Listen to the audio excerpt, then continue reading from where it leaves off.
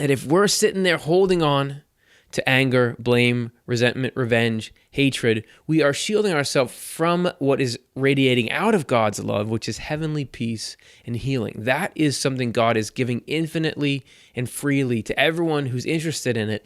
But until we let go of that stuff, it just perpetuates the pain and blocks the healing. Because again, everything is contingent on freedom. Unless we turn to face that source, we're never going to heal.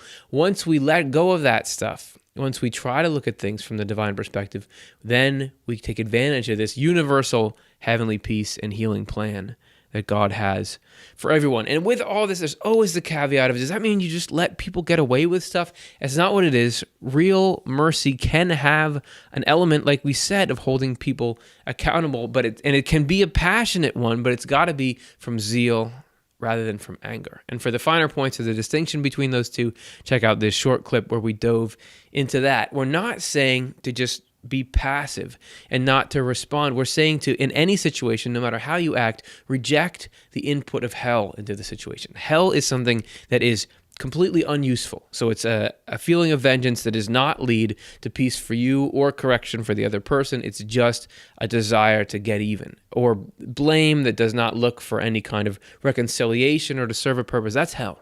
Hell is backwards and nothing. If we can get that out of the way, then we can actually make the moves, and they can be good moves. And if you're worried, like, wait, people have to be accountable. People can't just forget what they did. As we were alluding to before, there is a lot of dredging up past crimes if people won't admit them in the afterlife. We actually did a whole show called about these unsolved crimes that Swedenborg saw. There's actually these dramatic scenes of someone who had killed someone else, and the person he killed said, "Hey, why'd you kill me?" Which is like, yeah, we're both back here, so do you want to talk about that? So nobody just gets away and doesn't have to deal with any of that stuff.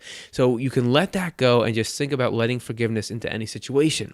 And we're not even really talking to you about changing the action or what the action should be. We're talking about the fuel for that action. You can see that you can either have forgiveness fueling something or non-forgiveness. That the forgiveness energy is whatever we're doing now, regardless of whether maybe it's even you're turning that person into the law. It's done from goodwill, big picture perspective, useful accountability.